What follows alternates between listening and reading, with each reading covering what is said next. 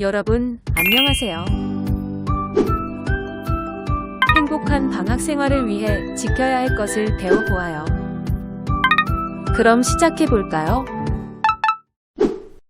방학 중 코로나 예방법에 대해 배워봐요. 나의 몸을 지켜주는 마스크는 실내 모두 항상 착용해야 해요. 코로나19 예방에서 가장 중요한 손 씻기는 시간이 날 때마다 30초 이상 꼭꼭 씻어요.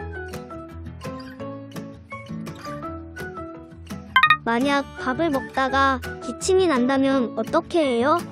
꼭 기침 예절을 지켜 팔로 입을 가리고 기침해요. 다른 사람과 꼭 3걸음 이상 유지하고 떨어진 상태에서 대화해요.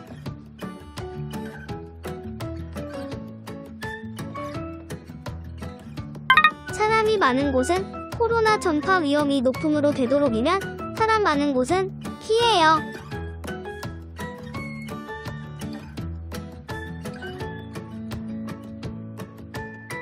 이 밖에 코로나19 예방을 위해 지켜야 할 것은 무엇일까요?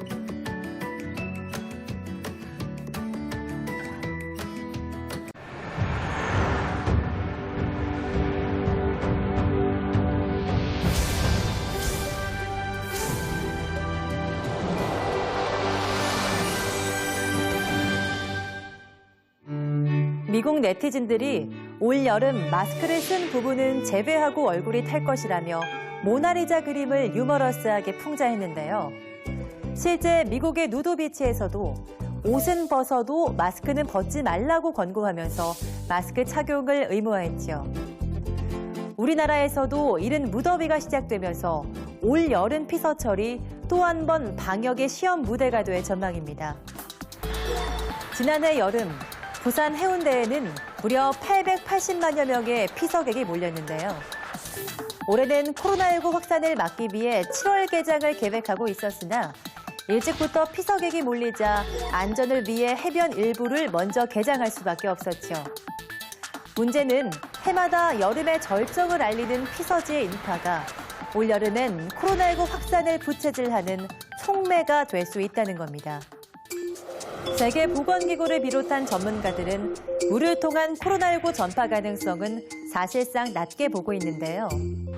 이마를 통해 코로나19 바이러스가 배출되어도 물에 희석되어 바이러스 농도가 감소할 뿐 아니라 바닷물의 염분이나 수영장 물의 소독에 쓰이는 염소 성분이 바이러스를 약화시킨다는 거죠.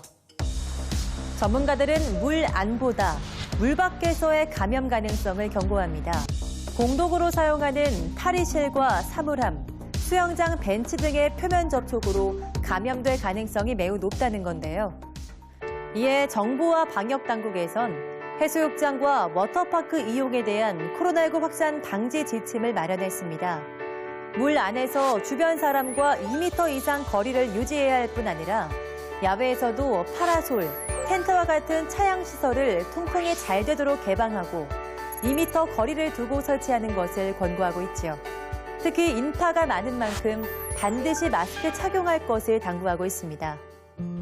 69년 전 한국전쟁 도중에도 무더위를 피하기 위한 피서 행렬이 피난 행렬만큼이나 많았다고 하는데요.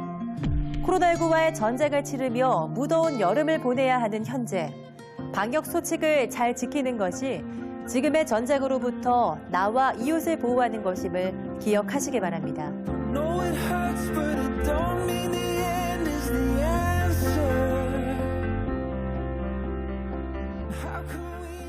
안전한 여름 식생활을 위해 지켜야 할 것을 살펴봐요.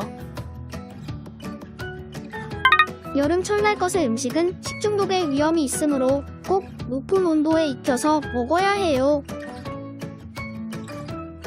여름에는 유제품, 가공식품 등의 유통기한은 꼭 확인하고 유통기한이 지난 것은 먹지 않아야 해요. 여름철 장시간 밖에 있는 음식은 상하기 쉬우므로 꼭 냉장고에 보관해야 해요. 그런데 그때였어요. 배가 미친 듯이 아파왔습니다. 저 왜 저래? 힘을 쓸 수가 없었어요. 병원에 가보니까 식중독이래요. 식중독! 음식에 독 탄 거 맞죠? 네, 음식에 독을 탄 건 아니고요. 그럼 왜 제가 식중독에 걸린 거예요? 아침에 김밥을 먹은 다른 사람들은 다 괜찮았는데. 아, 김밥이 아침부터 있었던 거군요. 그럼 김밥이 몇 시간 정도 그 자리에 있었을까요? 제가 점심 먹고 한 2시간 지나서 먹었으니까 한 4시간 정도 있었을 거예요, 그 자리에서. 아하, 그렇군요. 자, 그럼 식중독이 뭔지부터 알아볼까요? 첫 번째, 식중독 엑스파. 식중독이란 인체에 나쁜 미생물이나 미생물이 만들어낸 독소가 들어있는 식품 또는 물을 먹고 구토나 설사를 하거나 열이 났을 때를 식중독이라고 하는데요. 자연에 존재하는 자연독이나 인공적인 화학물도 식중독을 일으키기도 한답니다. 네, 식중독은 덥고 습한 여름에 잘 생겨요. 자, 그럼 왜 그런지 알아볼까요? 두 번째, 식중독 엑스파.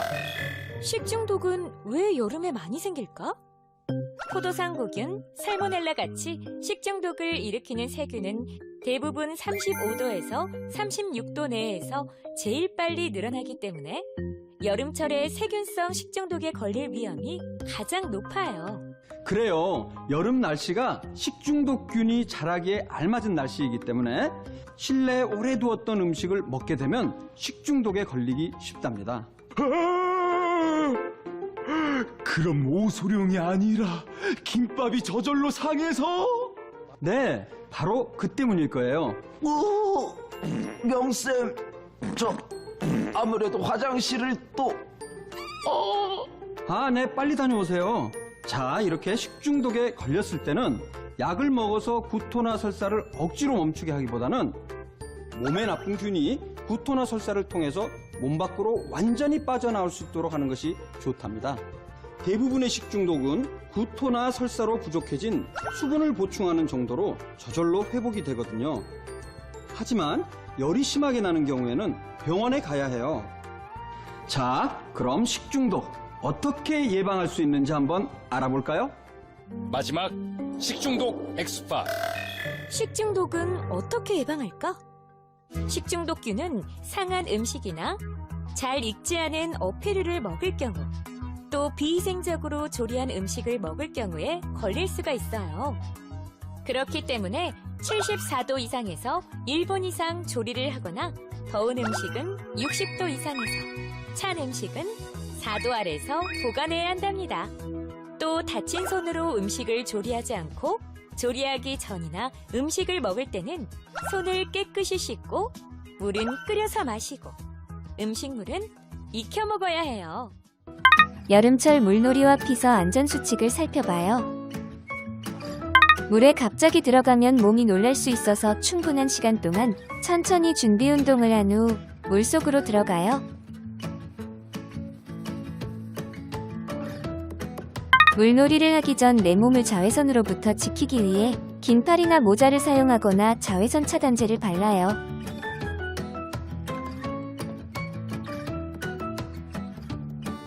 수영을 잘하는 사람도 물속에서 위험할 수 있으므로 물놀이 전 안전장비를 꼭 착용해요.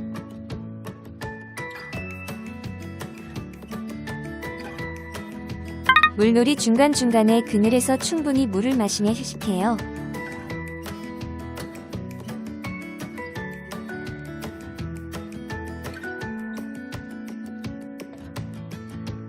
위험한 상황이 생길 것에 대비하여 꼭 보호자와 함께 물놀이를 해요.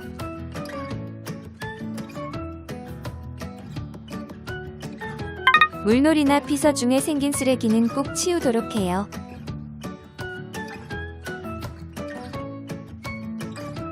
이 밖에 물놀이 안전을 위해 지켜야 할 것은 무엇일지 생각해봐요.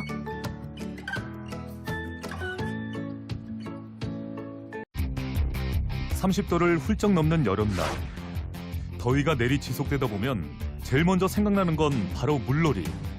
상상만 해도 더위가 날아갈 것 같은데요. 안전을 지키지 않으면 즐거움 대신 아찔한 위험을 경험할 수도 있습니다. 그럼 지금부터 우리의 생명과 같은 물놀이 안전수칙에 대해 알아보겠습니다.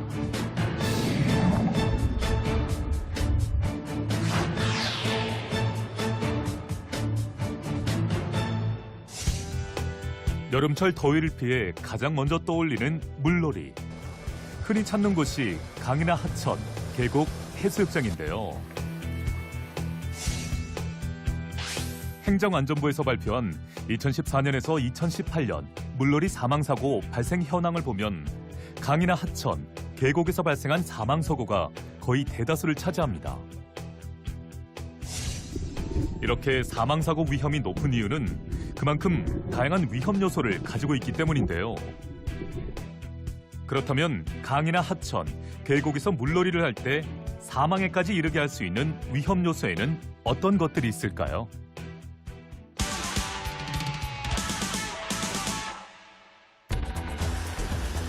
계곡의 경우는 눈에 보이는 것과 실제 수위가 많이 다를 수 있어 다이빙 사고가 자주 발생합니다.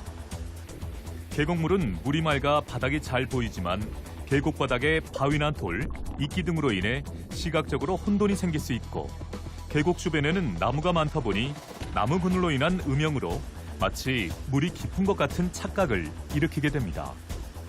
따라서 무심코 뛰어든 물의 깊이가 실제로 얕은 경우가 많아 자칫 큰 사고를 일으킬 수 있습니다. 또한 계곡에서 일어나는 익사사고는 대부분 물속 소용돌이에 의해 발생합니다. 소용돌이는 물의 흐름이 급격하게 바뀌는 지점이나 떨어지는 물로 인해 깊은 웅덩이가 형성되는 곳, 주로 폭포 아래에 생기는데요. 이 소용돌이는 육안으로 보이지 않는 데다 2m 이하의 얕은 곳에서도 발생하기 때문에 폭포 주변에서는 물놀이를 피해야 합니다. 계곡에선 익사사고의 대부분이 의외로 얕은 물에서 발생하는데 그 이유는 잠수하기 전 여러 번 숨을 크게 쉬는 과호흡을 하다 보면 체내의 이산화탄소 농도가 급격히 낮아지면서 체내 산소가 부족해도 뇌에서 숨이 찬 걸 인지하지 못해 순간 의식을 잃게 됩니다. 이때도 뇌는 계속 숨을 쉬기 때문에 의식이 없는 상태에서 물이 폐로 들어가 사망에 이르기까지 하는데요. 물속에서 잠수하기 좋아하는 어린이들에 대한 주의가 각별히 필요합니다. 그리고 강이나 하천, 계곡에 비가 많이 내린 후에는 수위가 갑자기 높아지고 유속이 빨라집니다. 이러한 현상은 물의 흐름이 바뀌어 예상치 못한 곳에서 소용돌이가 발생하거나 깊은 곳으로 빠지는 경우가 생길 수 있기 때문에 비 온 후는 더욱 위험할 수 있습니다.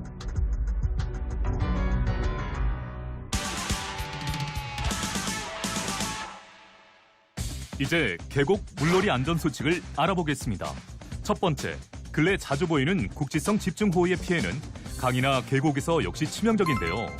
갑자기 불어난 물에 휩쓸리거나 할 수 있기 때문에 일기예보를 꼭 미리 확인합니다. 두 번째, 주의력과 신체 반응 속도를 떨어뜨려 위험할 수 있는 음주를 할 경우엔 절대로 물에 들어가지 않으며 식사 직후에도 피하는 것이 좋습니다. 세 번째, 계곡은 바위나 이끼로 인해 미끄러질 수 있는 요소가 많기 때문에 슬리퍼나 맨발보다는 미끄러지지 않는 신발을 신는 것도 많은 도움이 되며 구명조끼를 착용하는 것이 바람직합니다. 네 번째, 물에 들어가기 전에는 가벼운 준비 운동을 하고 심장마비를 예방하기 위해서 심장에서 먼 부분부터 물을 적신 후 들어가는 것도 잊지 말아야 합니다.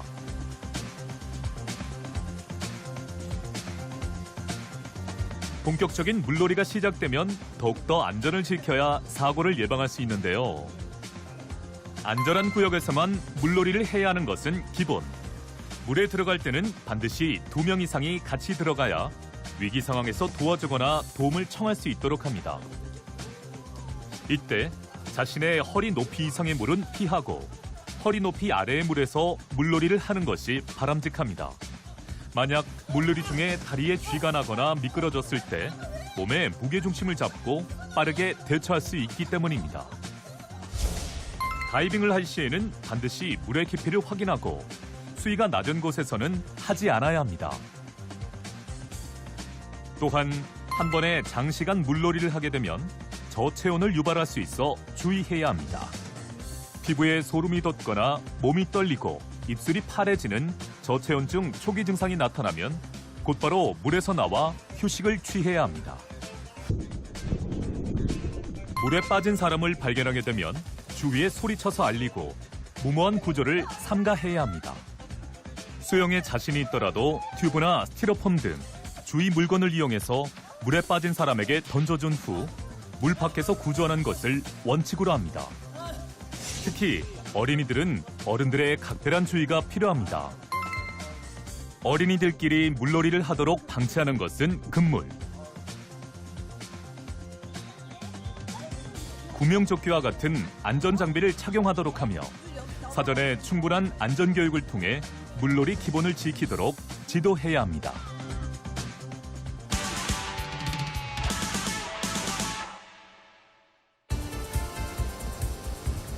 최근에는 수영뿐 아니라 서핑, 래프팅, 스노클링 등 다양한 수상 레포츠가 대중적으로 인기를 끌면서 마니아층이 늘었는데요.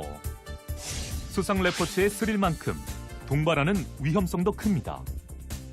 해마다 증가하는 안전사고율이 이를 증명해 주는데요.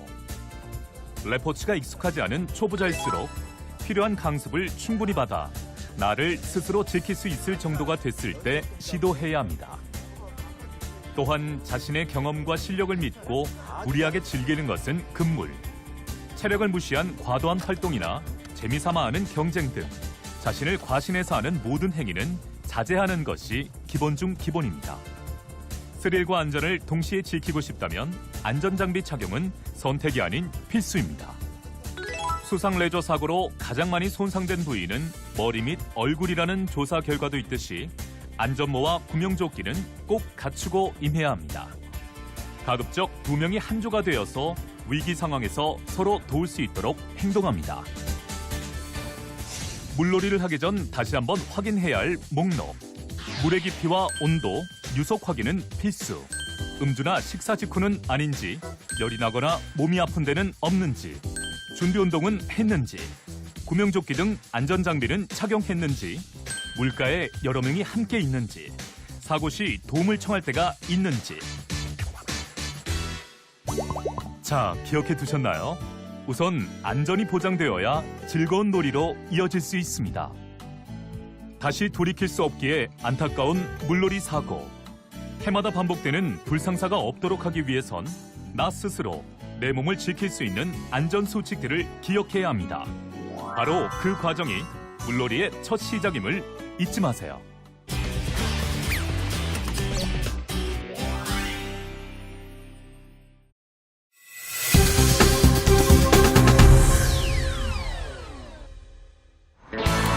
안녕하세요. 교통안전교육 진행을 맡은 김현주입니다. 최근 청소년 교통사고가 꾸준히 증가하고 있습니다. 미래 대한민국을 이끌어 나갈 청소년들이 자신의 꿈을 펼쳐보지 못한 채 매년 사고로 목숨을 잃게 돼 참으로 안타까운데요. 이 청소년 교통사고는 사고의 위험 요인을 충분히 인지하고 기본 안전수칙만 잘 지켜도 사전에 충분히 예방할 수 있습니다. 자, 그렇다면 지금부터 청소년들이 반드시 지켜야 하는 사고 위험 요인에는 어떤 것들이 있는지 함께 살펴볼까요?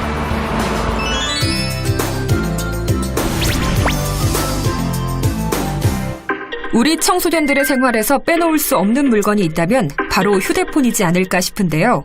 문제는 길거리를 걸어가는 중에도 휴대폰에서 눈과 손을 떼지 못하는 청소년들이 많다는 것입니다. 교통안전공단의 조사에 따르면 하루 1회 이상 보행 중 휴대폰을 사용한 경험이 있는 사람의 비율이 무려 95.7%나 되었다고 하는데요. 보행자가 휴대폰을 사용하지 않을 때 소리를 듣고 인지하는 거리는 통상 14.4m지만 휴대폰으로 문자를 할 때는 7.2m, 음악 감상을 할 때는 5.5m로 각각 줄었습니다. 또한 시야도 좁아지는데요. 평소 보행 중 시야각은 120도에서 150도 사이지만 휴대폰을 사용하게 되면 10도에서 20도로 줄어들게 됩니다. 이는 마치 눈을 가리고 걷는 것과 비슷해 돌발 상황과 장애물에 대처할 수 없어 사고의 위험이 높아지게 됩니다. 그렇다면 보행 중 휴대폰 사용은 얼마나 위험할까요? 실험을 통해 알아보겠습니다. 한적한 인도를 휴대폰을 사용하며 걷고 있는 한 학생이 보입니다. 실험맨이 학생을 향해 정면으로 다가가 보았습니다. 그러나 이 학생은 여전히 휴대폰에만 열중하는 모습입니다. 결국 실험맨이 충돌 직전 아슬아슬하게 비켜가는 모습입니다. 보행 중 휴대폰 사용은 횡단보도 앞도 예외는 아닙니다. 신호를 기다리며 휴대폰에 빠져있는 한 여학생. 아직 신호가 바뀌지 않았는데 옆에 있는 사람이 한 발짝 내딛자 무의식 중에 따라서 길을 건너려 하는 모습을 볼 수 있습니다. 그 뒤 신호가 바뀌었지만 뒤늦게 출발하는 모습입니다. 또 다른 학생이 횡단보도를 휴대폰을 하며 걷습니다. 이번에는 실험맨이 반대편에서 자전거를 타고 접근해 봤는데요. 일반 보행 중이라면 위험을 감지해 주시했겠지만 이 학생은 지나친 후에야 놀란 모습입니다. 만약 신호를 무시한 자동차가 접근했다면 위험에 처했을지도 모를 상황입니다. 이번엔 실제 사고 블랙박스 영상입니다. 자동차가 오른쪽 길로 접어들자 차 사이에서 걸어 나오는 남자가 보입니다. 브레이크를 밟은 틈도 없이 순식간에 부딪히고 말았습니다. 다시 한번 보면 결국 휴대폰에 집중한 채 찻길로 내려선 것이 아찔한 사고로 이어지고 말았습니다. 통화를 하며 횡단보도를 건너는 여성이 보입니다. 갑자기 신호를 무시한 채 달려오는 자동차와 크게 충돌합니다. 정말 아찔한 사고 장면이 아닐 수 없습니다. 인적이 드문 새벽길, 한 여성이 횡단보도를 건너는 순간 멀리서 승용차가 달려옵니다. 그러나 차량은 속도를 줄이지 못하고 그대로 여성을 들이받습니다. 20살인 이 여학생은 사고 당시 이어폰을 끼고 휴대폰을 보며 길을 건너고 있었다는데요. 이 학생은 안타깝게도 사망하고 말았습니다. 앞서 보여드린 사고 영상을 보면서도 우리 친구들 나는 괜찮을 거야, 피할 수 있어 라고 생각했나요? 만약 보행 중 휴대폰 사용으로 인해 교통사고가 발생했다면 여러분 또한 가해자가 돼서 큰 책임이 따르게 됩니다. 보행자가 휴대전화로 통화를 하며 빨간불에 횡단보도를 건너다 교통사고를 당한 사건에서 법원은 운전자의 과실을 인정하지 아니하고 예외적으로 보행자에게만 그 책임을 물었는데요. 이렇듯 휴대전화의 사용의 급증으로 인하여 보행자의 책임이 가중되고 있는 지금 가급적 보행 중에 휴대전화를 사용하지 말아야 할 것입니다. 아직도 길을 걸을 때 습관적으로 음악을 듣거나 휴대폰만 쳐다보게 되나요? 하지만 순간의 즐거움이 자칫 큰 사고로 이어질 수 있습니다. 보행 중에는 잠시 휴대폰을 멈추는 습관, 우리 모두의 안전을 위해 꼭 필요합니다.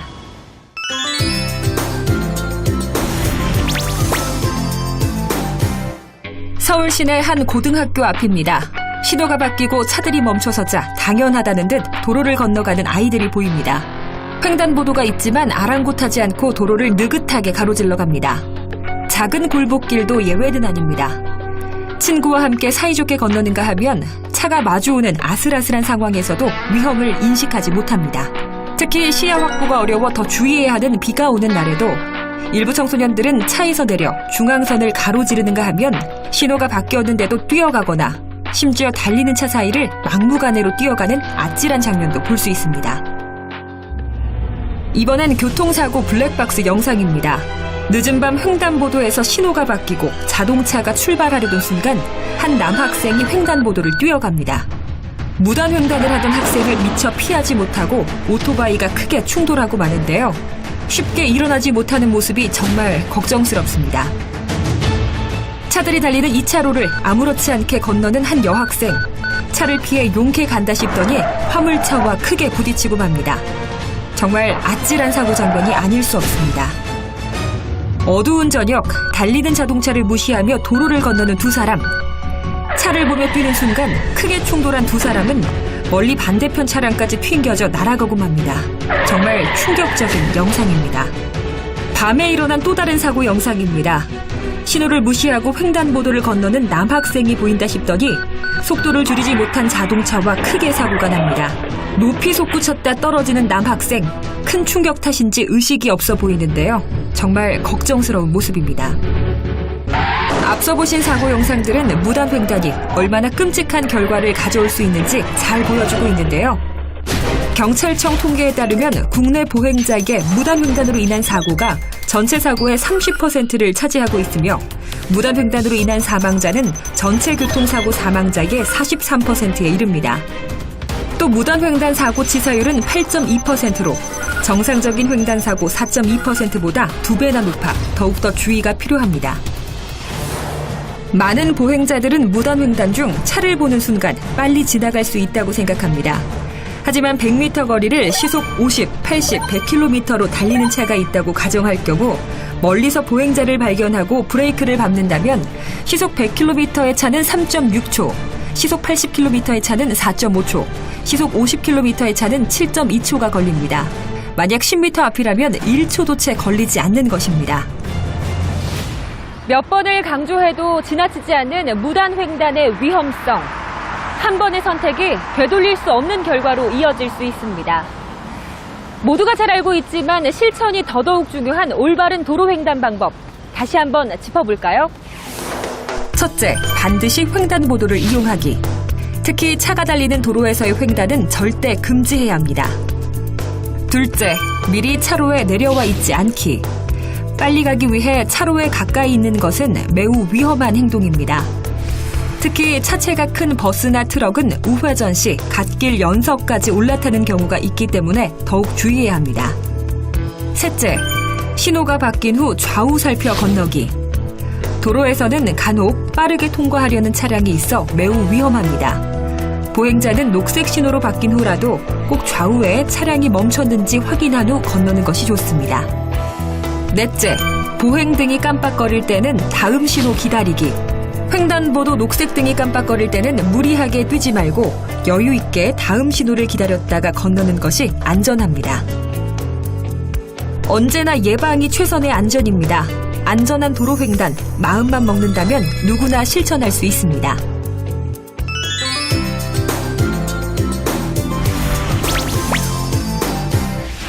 최근 도로 한복판이나 인도에서 빠르게 달리는 이륜차를 쉽게 볼 수가 있습니다. 이 이륜차는 말 그대로 바퀴가 2개 달린 차로 자전거나 오토바이를 말하는데요. 특히 청소년들은 등하굣길이나 혹은 취미로 자전거를 이용하는 경우가 많습니다. 빠르고 편리하다는 이유로 손쉽게 이용하는 이륜차, 그 위험성은 어떨까요? 어린이 보호구역이라고 쓰인 도로에서의 사고입니다. 신호가 바뀌고 있는 횡단보도에서 순식간에 자전거와 아이들이 부딪히는 사고가 일어납니다. 다시 보실까요? 황색 신호를 무시한 채 자전거를 타고 달리던 학생과 아이 2명이 크게 충돌합니다. 정말 순식간에 일어난 아찔한 사고입니다. 주유소를 빠져나가려는 차량이 보입니다.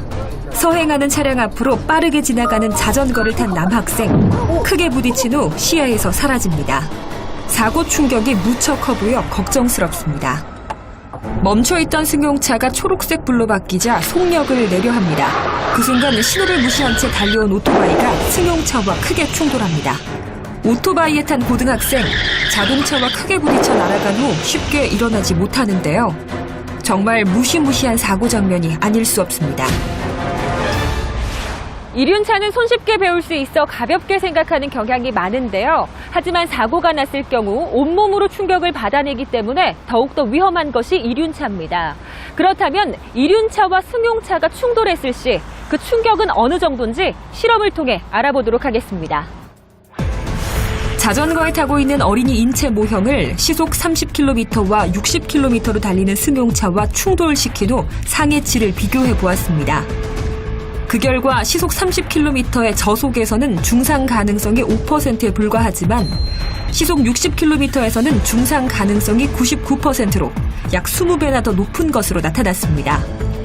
이처럼 충돌하는 속도에 비례해 중상 가능성이 증가하는 것은 충돌 속도가 높아짐에 따라 충돌 에너지가 제곱으로 증가하고 보행자의 머리가 자동차의 단단한 구조물과 2차 충돌이 발생하기 때문입니다. 또한 자전거 사고 사망자의 65.8%가 머리 손상이 원인이며 사망자의 95%가 안전모 미착용으로 숨졌다고 하는데요. 안전모 착용 시 머리 손상의 85% 예방이 가능하다고 합니다. 그렇다면 이륜차 어떻게 타야 안전한 것일까요? 자전거 점검은 어떻게 해야 하나요? 핸들이 잘 고정되어 있는지, 좌우로 잘 전환되는지 자주 살피고 안장에 앉았을 때 양발 끝이 땅에 닿아야 합니다. 또한 브레이크는 앞뒤 바퀴에 정상적으로 작동되는지 자주 살피고 타이어 공기압은 손으로 눌러서 들어가지 않을 정도로 단단해야 합니다. 자전거를 탈 때 헬멧은 의무인가요? 어린이 청소년은 필수이며 어른의 경우 별도 규정은 없지만 사고의 위험성을 고려해 인명보호장구 착용을 권장하고 있습니다. 자전거 도로가 없는 곳에선 어디를 이용해야 할까요? 먼저 자전거 도로가 있는 경우 자전거 도로로 통행하는 것이 원칙입니다. 만약 자전거 도로가 없다면 이륜차는 도로교통법상 차로 분류되는 교통수단이기 때문에 차로를 이용하는 것이 맞습니다. 차로의 맨 우측 차선 가장자리에 붙어서 자전거를 타야 합니다. 이를 어길 경우 지정차로 위반으로 범칙금 1만 원을 내야 합니다. 자전거로 횡단보도를 갈 때는요. 많은 청소년들이 횡단보도에서도 자전거를 탄 채 이동하는데요.